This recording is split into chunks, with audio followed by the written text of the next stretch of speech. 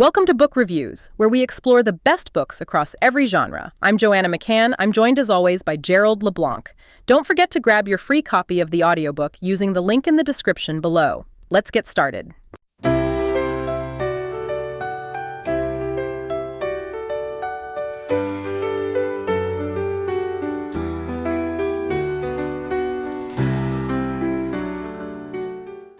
Have you ever gotten sucked into a story and you're like, whoa, this is both beautiful and terrifying? Yeah, That's Haunting Adeline in a nutshell. definitely. And we're here to unpack all of it for you today in this deep dive into H.D. Carlton's dark suspense romance. And let me tell you, Oh, yeah. it's a wild ride, so buckle up.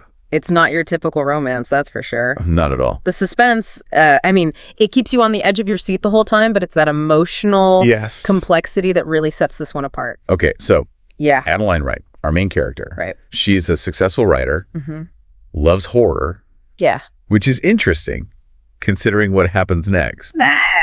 She inherits this creepy old manor. Parsons Manor. Parsons Manor. Yeah, Yeah. and that place is basically a character itself. All on its own. It's got the isolation, the decaying grandeur, Yeah. and let's not forget the history. Oh, yeah. Her great-grandmother was murdered there.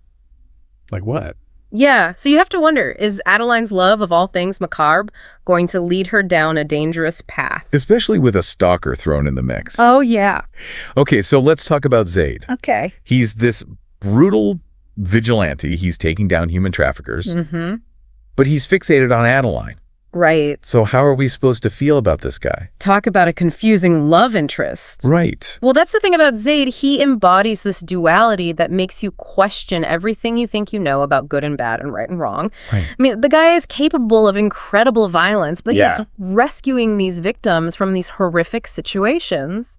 It makes you wonder, where do we even draw the line? And then there are the roses, Oh, yeah. his calling card. The roses. I mean, roses are supposed to be romantic, right? Right. They are a classic symbol of love. But they feel so ominous in this story. Yeah. Especially like when he leaves one after breaking into Adeline's house while she's with someone else. Oh, yeah. I see what you mean. Like, come on. It's creepy, for sure. Yeah, and it's such a good example of how Carlton uses symbolism to create this atmosphere of suspense throughout the book. Oh, absolutely.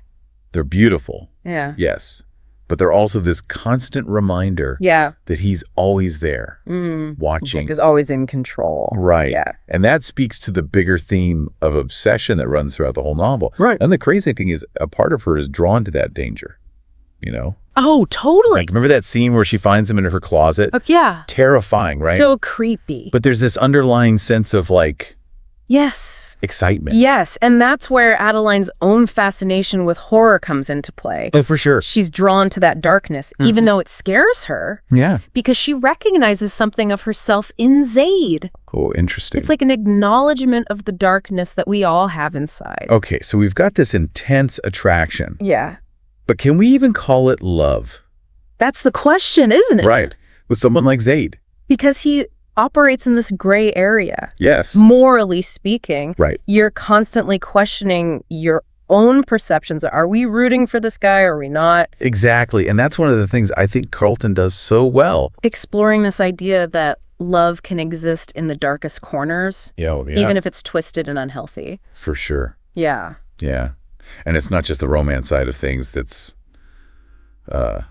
complicated in this book, right? Right. We've got this whole other layer with the whole mystery surrounding Gigi's murder. Oh, yeah. Definitely. That's where things get really interesting. It's like on top of everything else. Yeah. It's not just about who killed Gigi. It's all the secrets that come out, you know? Totally. And the family drama. Oh my gosh. Talk about family drama. Right. Especially that bombshell about Adeline's Nana Yeah. being involved in the cover-up. I know. That just threw me for a loop. It makes you question everything you thought you knew about Nan. Seriously. And speaking of getting thrown for a loop, Yeah. that scene at the club with Archibald and his goons, So tense. talk about intense. The way Carlton builds that suspense. I know. Yeah. You can just feel Adeline's anxiety like radiating off the page. Yeah, and then she gets that text from Zaid. Ugh, creepy. Like, even in the midst of all that chaos and danger, he's still there lurking in the background. It's like he's always one step ahead. Right. And it shows how he's always operating on this edge, Yeah. trying to protect Adeline. But his methods are so extreme. Oh, totally. Like, case in point, the whole preliminary initiation dinner with the society. Oh my gosh, with Mark. It's so creepy. I know. It's terrifying to think what would have happened if Zaid hadn't intervened. Like, for Adeline's sake, I'm kind of glad he's there, but also... Right. It's like he's the lesser of two evils. Exactly. And it just adds this whole other layer of complexity to the story. Because now it's not just Zaid battling his own demons or whatever. Yeah. He's up against this whole organization. This powerful secret society. Yeah. Right. Yeah. And it takes a toll on him, you know? Right. Like, remember that scene after the raid when he loses one of his team? Oh, yeah. It's heartbreaking to see him break down like that. You really see that more vulnerable side of him. You realize that beneath that tough exterior, he's carrying a lot of pain. And I think that's something Adeline sees in him, too. Definitely. And it makes their connection even more complicated. Right, because she recognizes the darkness in him. Yeah. She knows he's capable of violence, but she's still drawn to him. And that goes back to what we were saying about Carlton's characters. Oh, yeah. They're so complex. They're not just good or bad, you know? Right. Zaid is not just this one-dimensional villain.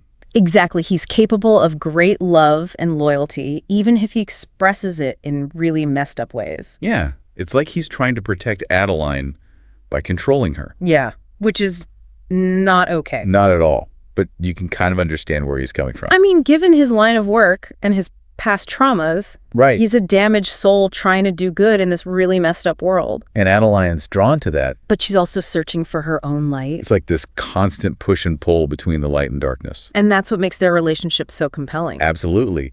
And just when you think you know where it's going. Right. Carlton hits us with that House of Mirrors ending. Oh my God. Talk about a cliffhanger. I know I was on the edge of my seat. What did you make of that final confrontation? That House of Mirrors ending, though, it's like, whoa. I know, right? It's the perfect metaphor for their relationship, don't you think? Absolutely. It's like visually representing how messed up their perception of each other is. Right. And themselves. Like, it's all smoke and mirrors. Totally. And that cliffhanger ending? Oh, don't even get me started. Adeline is at a crossroads. Seriously. She's seen how brutal Zaid can be. Yeah. She knows he doesn't exactly play by the rules. Nope. But she's still so drawn to him. It's that pull of the darkness. Yeah, like a part of her recognizes that darkness in him. And it's like she's drawn to it. And that's what Carlton leaves us with. Right. Can someone like Adeline, who's strong and independent, can she really embrace that darkness that Zaid embodies? This is the question. Or will she walk away? Because Carlton doesn't make it easy to choose a side. Not at all. Like, is Zaid a good guy or a bad guy? I'm still not sure. Right. He does these terrible things. Yeah. But then you see that vulnerability, and it's like he's just a wounded soul trying to protect the few people he cares about. It's true. It's like Haunting Adeline. It's more than just a romance. It's like it makes you think about morality and trauma and how our past shapes who we become. Oh, for sure. And Carlton makes us face that darkness head on. Right. Like, can someone like Zaid even be redeemed? It's a heavy question, and you're left thinking about it long after you finish the book. Definitely. Like, if you were Adeline in that moment in the House of Mirrors, what would you do? I don't know. It's a tough one. It really is. And that, my friend, is your deep dive That's it. into the world of Haunting Adeline. We covered it all. We talked about the suspense, the characters, the twists and turns, and those big questions that make this book so captivating. And now? It's your turn. Yeah. Go experience it for yourselves.